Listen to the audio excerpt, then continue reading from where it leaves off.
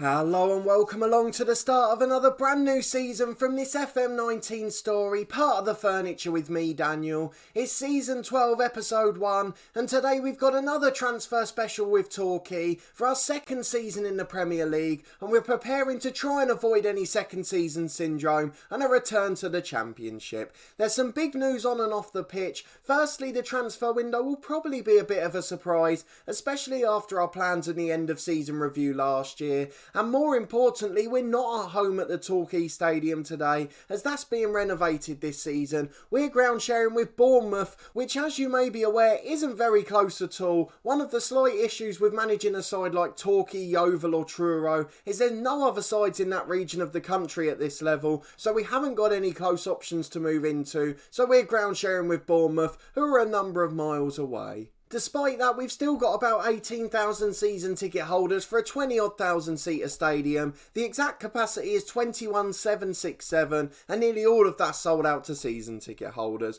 We've got a really difficult start to the season. We're at home to Manchester City and then away to Arsenal. Before we play the side we're currently managing in our other series, the head coach. That one's Newcastle United. That'll be a tough game as well. But before we get into the transfer window, just a quick thank you to everyone who's following along as always.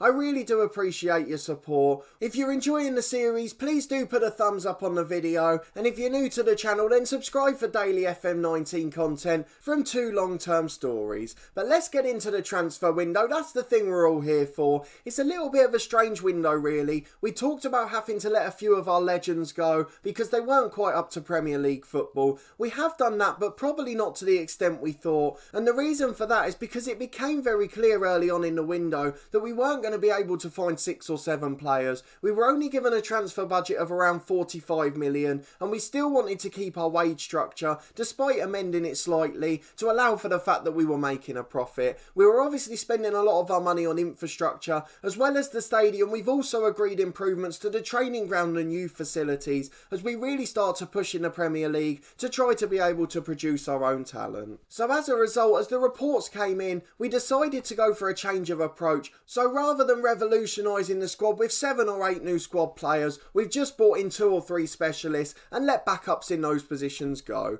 We're also going to give a few of the youngsters a chance. We've got a couple of good players coming through, so they're going to get their opportunity to impress in the cup competitions and in the Premier League if we get an injury crisis. We've got loads of players that may have been coming in and out. The window's just shut 2 days ago, so let's go to the transfer history screen without further ado, and hopefully there won't be too many unwanted surprises for you. So let's go to the transfer history screen. We'll start on the released players. There's probably no surprises in here at all. A couple of the backup players from the Championship and youngsters that we'd bought in who never played or made it, and then a couple of the youth prospects who weren't good enough to get professional deals. But let's go to the transfer screen. You can see only 4 players have been signed, but they were all for big money. James Hayes equals our transfer record and the other 2 break it considerably. Fulham have been relegated from the Premier League, so you can see why those 2 have come in. The first thing we want to focus on is the outs. Obviously we've got a load of loans as usual. We're really trying to get players first team experience, and obviously in our first couple of years in the Premier League we're in that little uncertain position where we've built a squad and young players for Championship football, and a lot of them we're not able to move on permanently, so we've just been able to do so on loan. Though a couple of the players we were looking to get out we have managed to get permanent deals for now, and despite our big spending in the summer we have recouped nearly half of the money due to our hard work in trying to get squad players out of the club. The first one is a player who wanted to leave. We'd have happily have kept him as our backup keeper, but Alex Bass has gone to Newcastle and we need to spend a bit of time on this guy because he has been so special for us in this series. He featured in 4 of our 5 promotions as first choice keeper. He's been an excellent player. He was the first one we spent any money on in this series, about £20,000 from Portsmouth. He's gone for £3.5 million now into his 30s, and he's gone to Newcastle to be their backup keeper in the Premier League. A really solid all-round pro, probably not good enough for Premier League football, but he's going to be second or third choice at Newcastle and earn 15 grand a week, which will be great for his retirement. He made 403 appearances in the league for us, 539 goals conceded, a lot of those in them 2 years in the Championship where we just didn't compete at all. But let's go and look at his history screen. He started the series with us. He was on loan from Portsmouth, something that had had already been done in real life. He had a brilliant defensive record that season as we extended his deal for the end of the year. Just 25 conceded in 37 games, 18 clean sheets, which remains a record to this day for the club, and was key to us overhauling the money bags of Billericay, so we couldn't thank him enough for that. Unfortunately, we weren't able to get him the next year as Pompey wanted to keep him as their backup keeper. He didn't make any appearances in the league there, but the year after, as we returned to League Two and the Football League after successive promotions, we managed to get him back for 20,000. The first bit of money we ever spent in the series, and he played every single league game that year, as after a dodgy start to the season we climbed up the league and ended up getting to the playoff semi-finals. The following year we romped to the title in League Two despite a shaky finish at the end, but he was brilliant in that campaign, featuring in every league game again, before in our first season in League One as we consolidated at that level he missed just one game and conceded 65 again, but had a good average rating to go with it. And then the following season as we won League One, he just conceded over one a game, 13 clean sheets and a 6.94 rating, as we did a brilliant job of winning League One, and he's been an instrumental part of that again. By this stage he had taken over as vice captain,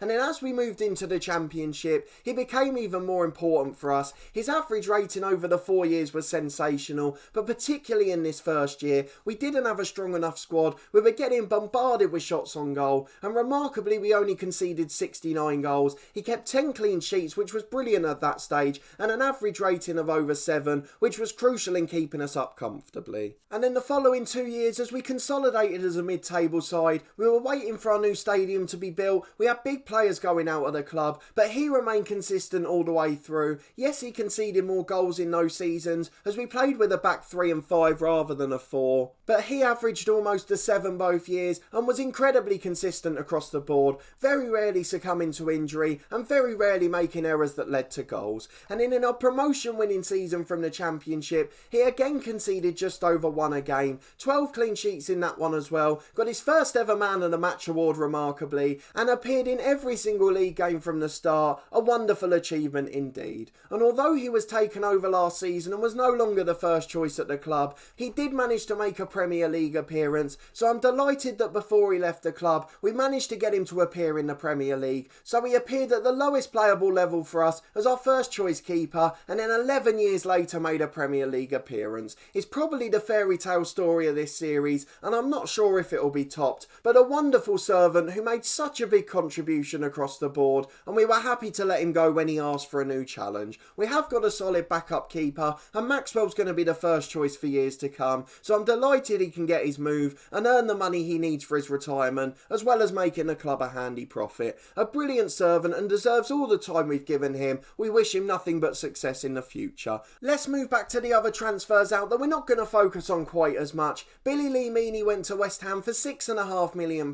He came in for 1 year on a free last year, didn't make too many appearances in the end, 3 appearances in 9 league games, an average rating just under a 7 in all competitions, and he did a decent job, but he wasn't improving quite enough for us, so he went off to West Ham for £6.5 million. They were relegated from the Premier League last year, so he's now their first choice striker in the Championship, and hopefully he'll be able to lead them to glory again. We certainly wish nothing bad upon him. A really good signing and a £6.5 million profit. We cannot complain about that at all. The next one is Oscar Bergamini. He's gone to Spartak Moscow. Again, we got him on a free last summer. He disappointed slightly and just kept whining. His average rating was a 6.59 in the league. Really not very good at all. He did slightly better in the cups, but again wasn't developing too much, and I just couldn't stand meeting him every 2 or 3 weeks as he continued to moan about first team football. A really good prospect, came through at AC Milan, and if he gets footballing opportunities at Spartak Moscow and really matures and gets his head down, I'm sure he'll be a brilliant success there. He's already got a good average rating from his first 2 matches, but a brilliant profit again, and it just shows how well we did in the transfer market last summer. Our scouts finding these players for free, and in the end we're making huge profits on them, and they're paying for the stadium improvements we've made. After that, again, we've loaned out a huge chunk of youth players, most of them from the youth team, a couple of the hot prospects as well. Corey Houlihan, who featured in the Championship a couple of years ago,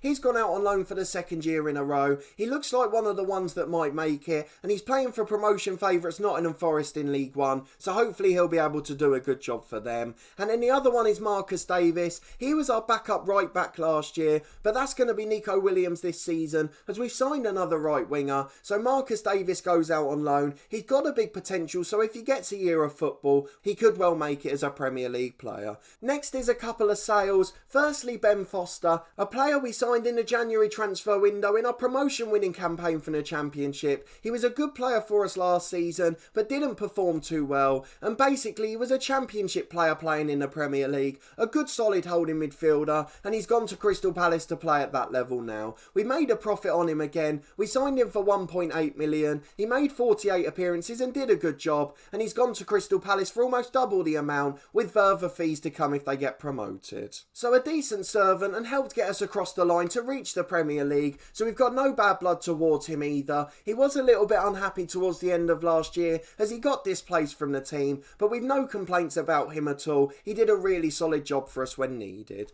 The next one along is Amika Obi, a youngster we bought in a couple of years ago. He came from Liverpool for around £50,000. He's had 2 years out on loan in the Championship and League One, had a decent average rating and got some assists in League One, but he's now gone to Championship side Ipswich for 700,000, as again we make a big profit on the player. Hopefully he'll have a good career there. We'd bought him in expecting him to be a good Championship defender, which to be fair he'll probably become quite soon, but unfortunately now as an aspiring mid-table Premier League side we need to make sure that we've got that quality of player. He's not quite going to make it at that level, but I'm sure again he'll go on to have a good career. Again, lots of youth players out on loan after that. The standout ones being Rami Hassan, who made a few sub appearances towards the end of last season. He's a really good youngster and may well develop nicely, but he's gone out to League One to play some football for Walsall. And the other one being John Gerrard, who made loads of appearances in the Championship, 67 in total for the club. He was at Peterborough last season and had a decent year. That was at League One level, and now he's gone to Lincoln in the Championship to see if he can prove himself in a higher division. He didn't play in the first league game, which is a bit of a worry, so fingers crossed he'll get an opportunity there. He scored a few goals for us at that level, and that was 2 years ago, so hopefully Lincoln will give him a chance, having seen he's proven in this division. Let's carry on down the list of outs. A few more bits of money going out of the club. No real big ones. We loaned out Darren Watt as well to Swansea. Here's one that's looking like he might make it. Another one we got on a free a couple of years ago, this time from Celtic. He did well at Southend and Partick in the last 2 years, and this season again he's testing himself at the higher level. He's gone to Championship Swansea where he's first choice striker, and hopefully he'll come back ready for a chance in the Premier League. If not, again he's someone we can make a profit on, so a really good bit of business.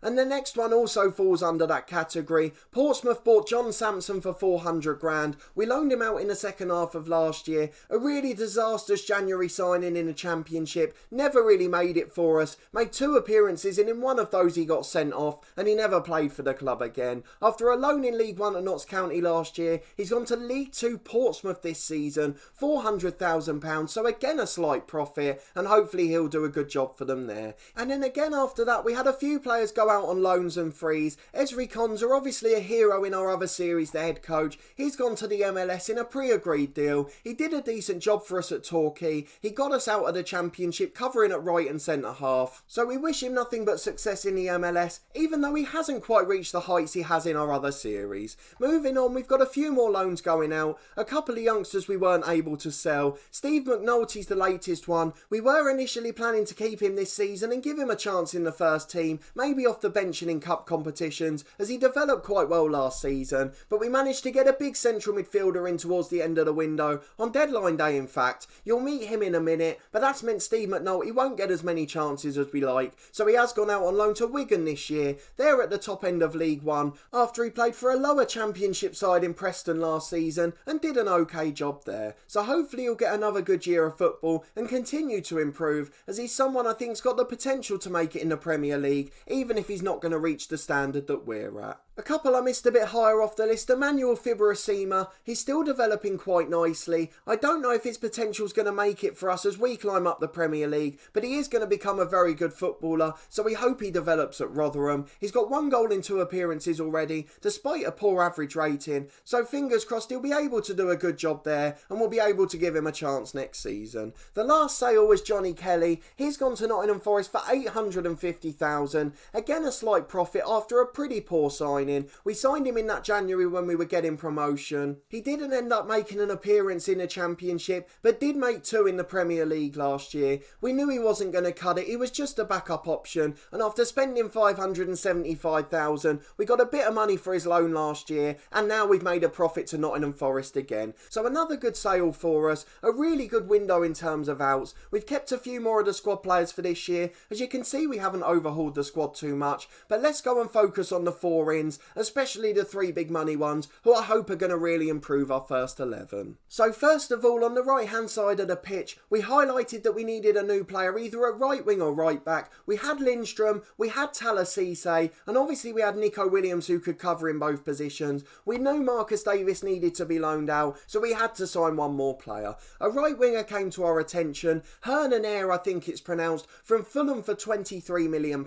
It was a relegation release clause after Fulham went down, and he looks like a sensational player. A 20-year-old Argentinian playing for the under-20s for them. He's a 2-footed right winger with 3.5 star ability, 4.5 potential. He's rated as a wonder kid by the media, and having a 2-footed player means we can use an inside forward or a winger, which is really going to be beneficial this year. Aside from Richard Quirk, who came for our youth intake, I don't think we've had any other wonder kids officially at the club, so I'm looking forward to this guy getting stuck in here. Technically, he's absolutely superb. 17 crossing, 16 dribbling, a good finish, a good technique as well, a brilliant corner taker. He's quite good mentally for a young player, although physically he's a little bit disappointing, particularly in his acceleration. So we're going to try and work on that. Otherwise, he's brilliant all around. He hugs the touchline, so we're going to try and use him as a winger, as he's got a good right foot as well as his left. If he does cut in occasionally and shoot, then so be it, that's an added bonus, but we want to try and keep our formation so we don't have to change it when other players come in. Obviously, Jimmy Lindstrom did a good job after signing in January, but he's still learning that attacking winger role, so this just allowed us to change to a more traditional 4-3-3, which we'd been waiting to do for a long time anyway. So a really promising prospect. As a wonder kid, I don't think we're going to make a loss on him, so even if we do decide to sell him later on, we'll still get our £25-30 million back. We've got Lindstrom and him on the right competing, 2 really solid Premier League players, and it's probably our strongest position going into the season, something I'm really pleased about. The next one along is James Hayes. He also came in from Fulham. We'd highlighted at the end of the last season, we were really desperate in central midfield. If we wanted to change to that traditional 4-3-3, we needed 2 really solid central midfielders, as it looked like we weren't going to be able to loan back Coelho. That proved to be the case as well, so James Hayes is the first of our 2 central midfield replacements. He's a 23-year-old Englishman with 18 under-21 caps for his country, 4-star ability, 4-star potential. He's earning 50 grand a week, which is our joint highest paid player, but he certainly deserves it for the quality he's got. He's just basically going to replace Coelho as the deep line playmaker. He's got all the attributes for it. Mentally, he's very good. He's got a determined personality. He likes to try and play the killer through ball passes. We don't like that he argues with officials, as that will probably get him a couple of yellow cards, but he likes to get forward and get in the opposition box. 2 other attributes I quite like in midfielders. He's got a brilliant first touch and technically he's sound, so I think he's going to be a really good addition to the team. Don't expect too many fireworks from him, but I really think he's going to help us tick over nicely. One thing we struggled with last year is that we couldn't dominate games. We were playing a positive mentality, but we were pushing forward quite directly and we weren't having as much possession and ended up tiring towards the end of games. So he's going to help with that. One man who's certainly not is Naya Suzuki. We've signed him on loan from Wolves. Our director of football is allowed to make bids for loan players. I leave him in charge of it and just agree them if they're okay. We needed a 4th centre-half and he's managed to bring one in. 3-star ability, 3.5 potential. I wasn't actually too worried about signing him as a player, but look at his personality over there. He's a model citizen and he's going to be perfect for our mentoring groups. So for someone like Lee Probert who's developing well, he's going to be the perfect role model. I'm really looking forward to seeing how he progresses and how he helps our youngsters. In terms of match days on the pitch, he's only going to be a backup centre half, but I'm really looking forward to what he can offer off the pitch. He's got over 100 caps for Japan and he is a very good player, so if we do need to bring him in, I've got no problem problems about him covering. For cup games he'll get his appearances and hopefully he'll do himself proud. And then last, the deadline day signing. Really brilliant last minute work from our scouts to find this guy. We've managed to sign another central midfielder, Dimitri Lapin from Shakhtar Donetsk,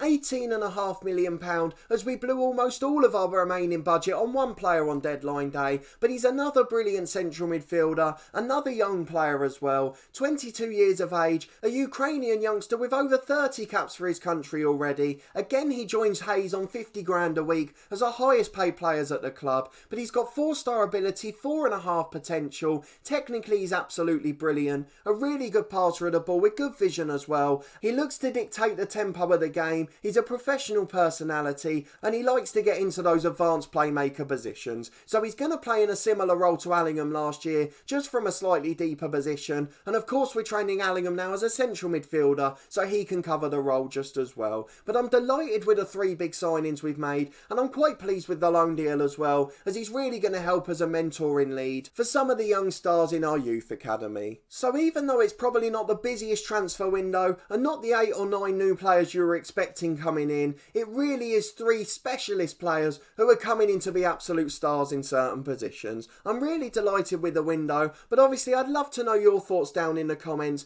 Obviously you'll probably all be sad to see Alex Bass go, but he did want to move on for a new challenge. Let me know if there's any surprises in there. I'm pretty sure there won't be. And let me know, more importantly, what do you think of our new signings? Are they going to help us get a comfortable season again before we start to push when we move back to our expanded stadium? The Torquay Stadium's getting an extra 7,000 or 8,000 seats put in, so we'll be past the 20,000 mark when we go back. But for this season we've got to make do with playing at Bournemouth, where hopefully we'll be able to do just as well. If we go to the schedule so you can see what our first game's going to be, our next episode will be playing Manchester City at home, the champions first up in our new temporary home ground. We'll also meet our more traditional tactic in the next episode too, as we preview the season with our 4-3-3, so do come and join me for that one, as we try to ensure we don't suffer from second season syndrome, and we kick it off in the hardest possible way by playing the champions at home. But if you did enjoy this episode, please put a thumbs up on the video. I really do appreciate you joining along as always. As I said, let me know in the comments what you think of our summer work. Are there any surprises in there? I'll finish on the squad screen so you can see who's remaining at the club. We've got Lee Milne back on loan as our backup keeper this year, but aside from that it's pretty much as you were, with plenty of recognisable names, and Ray Probert getting another chance in the first team. Subscribe to the channel for daily FM19 content from my 2 long-term stories,